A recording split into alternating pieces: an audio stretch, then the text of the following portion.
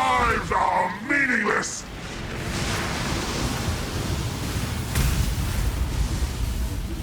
You are nothing! Great Star! The others found strength in their projections. They became reliant. There is only horror.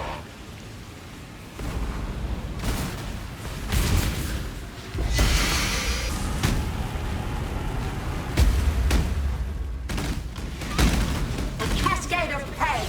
This made real. Resistance will be punished. Time contorts. Reality bends.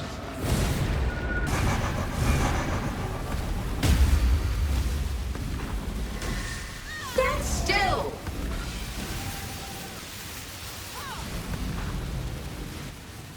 A cascade of pain. Do it again.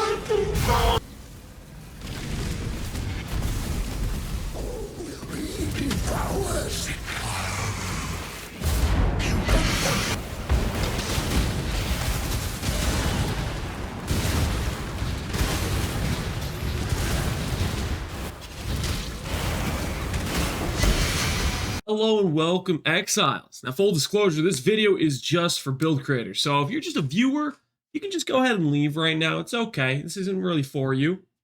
All right, guys, now that they're gone, I got to talk something, mano-y-mano. We're going to look for the top tips on how to get people baited into playing your builds. I'm talking the cream of the crop. The best ways to make people think your build is actually good. Now, there's a lot of ways you can do it, and I'm going to give you the full rundown. Now, to start with, if you notice, the intro to this video was actually my character from Standard with a bunch of mirror tier legacy gear. Now, that's step number one. If you're showcasing a build, make sure to showcase a version of the build that people can't even hope to get in League. And don't tell them, just say, you can make it in League. It's not really that big of a difference, Don't really stress the fact you're using like some of the most insane, unethical gear possible. They don't need to know that. They just need to know the build looks strong. So that's step number one. Step number two, if you notice the Phoenix showcases, I actually did a bunch of shrines and then I cut to the part where I had 10 shrines on my character. So that way the character looked really strong. You get a speed shrine, an HP shrine, a defense shrine, a res shrine. Just stack a bunch of those. Don't really mention it, and then the Phoenix kill will look better because you're moving faster, you have more defensive than you really should have, and people don't really pay attention to that stuff. They don't really notice that you have a bunch of shrine buffs. Same goes for Headhunter. If you do Headhunter footage, just make sure you have a bunch of those stacks going. Don't show the footage before you get the stacks. Show the footage after you get the stacks. That really just makes it look a lot stronger. Now, other steps, practical ways, if like, say you have some viewers that are questioning your integrity and they're like, hey man, you have a mage blood. Does the build even work without it? Just use some things like point at your mage blood and say, my friend got this in 900 chance orbs. It's actually not that hard to get. And the thing is, even if you get this, or you don't have this, don't worry. Mage blood got nerfed in the patch notes. It lost the reduced mana cost thing. It lost the all res. It's not even that good of a belt anymore. Make sure to deflect. You can't really stress the fact that the gear that they can acquire isn't important. We both know it is important, but you don't want to tell them that. You want to make sure they don't realize how strong your gear is or how necessary it is. Step number two in terms of gear deflection or not really pointing out something obvious. For example, I have Shaper's Touch here. Now you'll notice these gloves, they say 2% per 10 energy shield. These actually got nerfed. This is what I'm talking about. Legacy gear, people don't usually pick up on it. You might just say Shaper's Touch and they just go along with it. But in reality, this is giving us like twice the energy shield of the new version. But don't tell people that. They don't need to know. So legacy gear that's unaffordable, just deflect and say, the new stuff's just as good. Always gets by without a snitch or without a catch. People don't really realize or notice. That works out perfectly. Now, that's some of the main stuff you can do in-game when you're trying to deflect off people that are pointing out how OP your gear is. Now, if they say, okay, they really aren't giving you any slack on the gearing. Well, there's things you can do in PoB to get around that. For example, in PoE, there is the unholy power of the configuration tab. So say you can't get away with your configuration having a mage blood on it. You can always just start putting stuff in the configuration tab that makes you have the power of a mage build without having the mage build on your character. So this is the second level of separation. If people start to notice your gear's too good, you need to start making the gear good without making the gear good. You know what I'm saying? You need to put in the configuration tag. You need to hide it so they can't actually see it. So first off, one of my go-to favorites is the 200 all res. This basically allows you to have a bunch of gear that doesn't have res on it. So it looks like your gear's trash. It looks like you have a bunch of 2-stat items, and people will start to think, yo, this gear is affordable. What they don't realize is the only reason you're res capped is because of this stat. Now, you just want to leave that out. You don't want them to consider the fact that they might actually have to have res on every piece of gear where there isn't. You don't want them to realize that. Now, one thing I should notice is you want to be subtle with it. So, right, you see right here, it says like plus 200. This is a little bit too obvious. Typically, what you want to do is you want to have just enough res so that you're barely capped, so it doesn't seem apparent that you mess with the configuration. So, for example, here, the character I pulled in actually has already a lot of res here. And really what you want to do to make it not too obvious is you might just want to target lightning res specifically. Like I'm undercapped for lightning res. Just go in here and say plus 20 lightning resistance. And I think yep, that works. See, now it looks like, this is a real character. If you just have the plus 200, people are going to notice. So just whenever you need to top off your res, this is where you do it. It helps us make gear look affordable. It's how you can put suppress on every single piece of gear, and then you can say your character suppress capped because it looks like, oh, he's only got 2-stack gear. It's just life and suppress. That's super easy to get. Great way to slide it in. Another thing you can do is you can just randomly increase stats. Like I just gave myself 15 all res. This is a great stat because it allows you to make the max hit look bigger. If I take this off, it kind of looks like I'm squishy. You know, like 900k lightning max hit. That's not really going to cut it in most people's minds. So you just want to like add in stats like this. It just fluffs the POB, makes it look better. Now, here's one of my favorites, actually. It's the more damage POB configuration. Now, there's a great way where you can slide this in and make it justified. Is essentially if you're using a new skill or a skill that isn't in the game yet, or something that's getting changed, you can just make up random numbers. Basically, you can say, oh, this skill is good, and the way they're changing it makes it deal more damage. So the reason that the configuration is there is to account for the changes. Now, you don't have to be accurate with the math. You don't have to have it actually tested in-game. You just make up a random number, and you justify it with some napkin math. No one will even question you. You'll be fine. One of my other go-to favorites is you can just add in regen. Like, say your regen isn't really good enough. Like, right now, we only have okay, let's put it this way. Before the 20% regen I added in there, we only were sustaining 26,000 energy shield. That's just not good enough. Honestly, that's why we put this in here. Now we sustain 69,000 as net recovery. That's good. That's what we like to see. Other stats you can add in, if somebody's questioning you about your max fizz hit, just add in 90 PDR. It's a really easy way to do it. You can add in flat evade. You can add in flat block. Now this goes into one of my favorite things. You'll notice my EHP pool. Right now it says infinite. That's impressive. People see infinite and they think that's a good build. And there's a really simple step to do this. Essentially, all you need is either Aegis or you need a recover on block situation, and you can artificially inflate your EHP to the moon. What people don't realize is if your max hit's terrible, you're still going to get one shot in a map, and they don't even need to know about whether or not the sustain is consistent. Like you can see on my character, I only have 25 block chance. This isn't going to be consistent at all. And realistically, in a real game scenario, we would just get one tapped. But since we have this recover stat in there, it makes our EHP look good. Other ways to increase the EHP and make your build seem a lot stronger than other builds are things like block. Block gets really well received in the POB. You can see the EHP number goes up quite a lot. Now this does help, but there is a scenario where if your build just doesn't have a good max hit, you're still going to get flattened. So you're going to have to go in your POB and increase your max hit. Now, one of my favorite ways to do this is to just pretend you have your guard skill up all the time. So what you want to do is either you add in a molten shell if you're an armor character, and that gives you a nice 5k HP buffer. Just pretend it's always on. Or if you're a little bit more advanced, you can do something like Immortal Call. Like, for example, my character already has a lot of ES. I can just say I have Immortal Call, and I just can click it and say it's enabled all the time. Notice how that just increases the max hit. Makes it look way better. I can highly recommend doing something like this because it's not really obvious to people to go in the skill section and realize, oh, he has the guard skill ticked. And there's Basically, that's the way you have a POB where you have the guard skill ticked versus a POB without the guard skill ticked. It's like twice the max hit threshold. And one POB looks like it's squishy as can be, and the other one looks like it's an actual tanky legit build, when really the difference is one person has their guard skill ticked because they think they have it up all the time, and the other skill doesn't. So if you're an amateur, you won't have your guard skill ticked. But if you're a real professional in the build salesman art, you want to have your guard skill ticked. Definitely makes the POB look better. Now, one of these things that I might have slipped past you, you might look at my POB and you might think, okay, that's all the cheese we have in the POB. No, actually I spaced a bunch of times, and right down here, boom, 100% suppression. This build doesn't get suppression at all, but it actually makes my max hits way better. You can see, boom, it's like another million of the max hit. Great thing. You just space it out and put it way down farther. People won't notice it. And this is another way you can make gear look cheaper as well. You can just take off all those T1 suppress rolls you put on your 2-stack gear pieces, and you can make them 1-stack gear pieces where they only have life on them. So just another great way to make people think your build is better than it actually is. Now, following this up, another great thing to do is to pretend you have every single buff on you as possible. Now, there are some buffs that your build will have and won't have.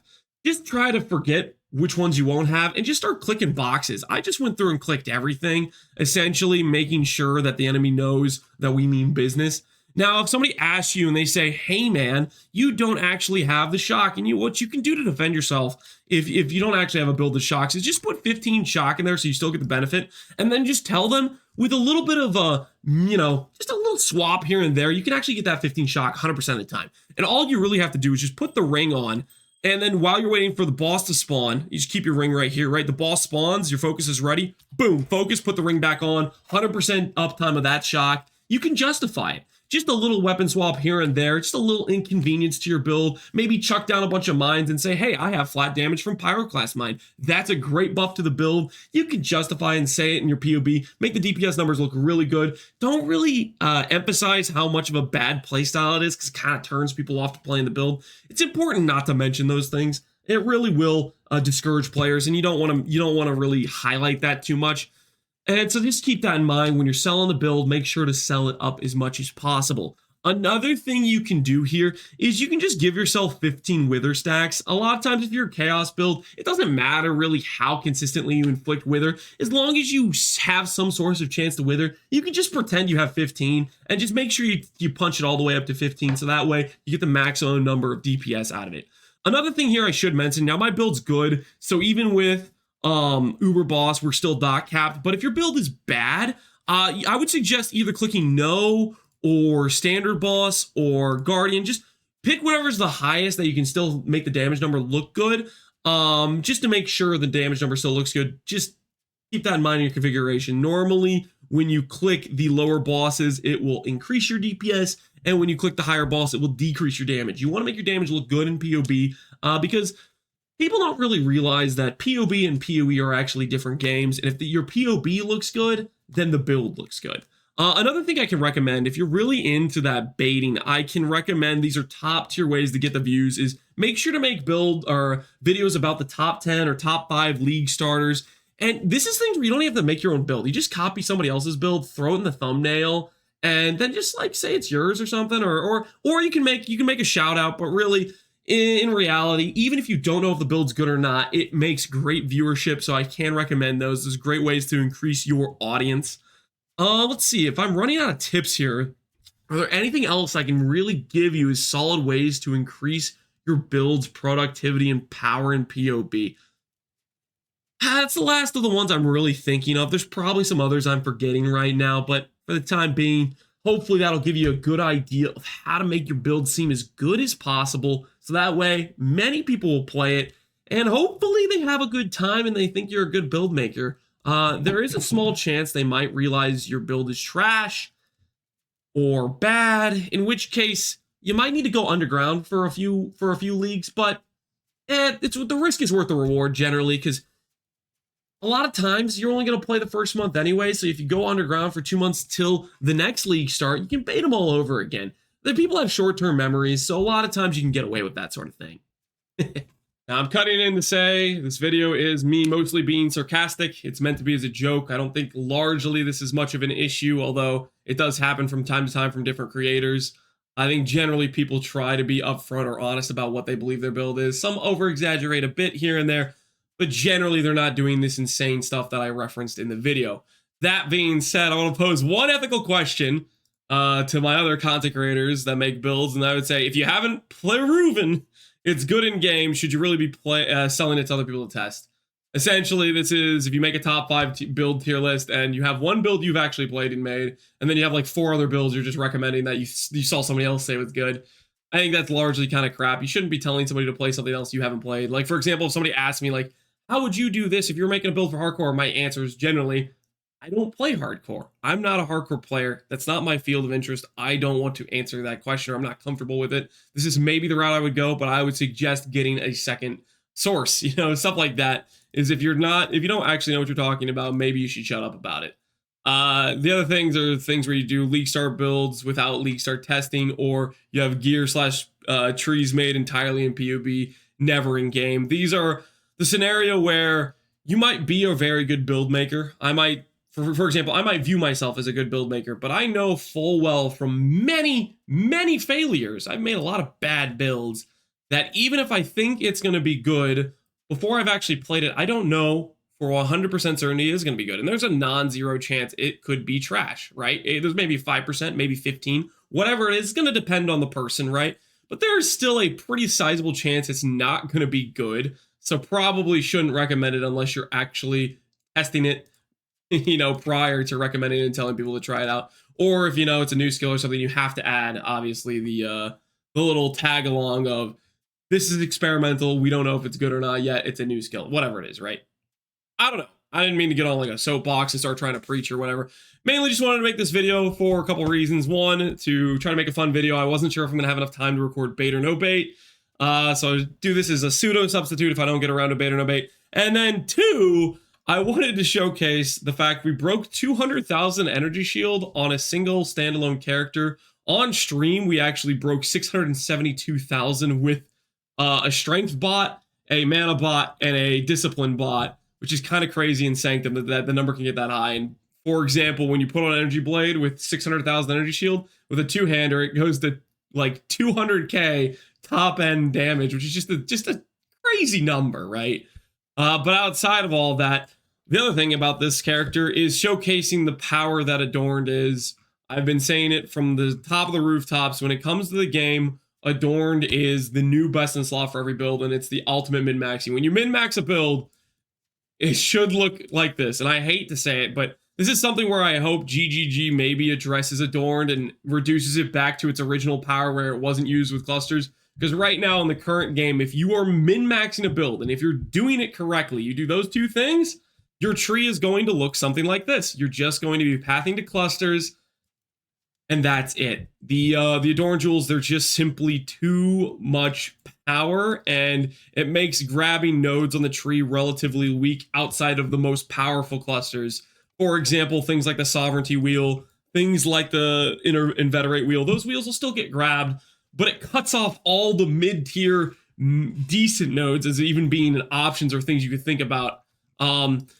Because all in all, it's just a lot weaker. I had a very min-max setup, and how much ES did I get to? I got to about 107,000. Now I take this character, I put on Adorned Jewels, I'm over 200,000. That doubled my energy shield number. That is just crazy. It also made the damage go up.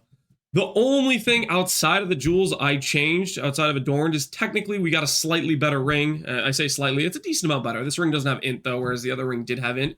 And the other thing is we did grab a Simplex. That's the other power creep. The main 2 power creeps that happened last league was Adorned and Simplex. Ultimately, I like Adorned. I want to build with Adorned. I think this jewel is cool, but in its current state with how they made it work with cluster jewels, I feel a little sick to my stomach making the tree because it's literally just path to cluster jewels. This is what it ends up being and feels weird. Anyways, this video was kind of all over the place. Hopefully you guys enjoyed. Thanks for watching. As always, Exiles, take care and peace out. Good luck on League Start, guys.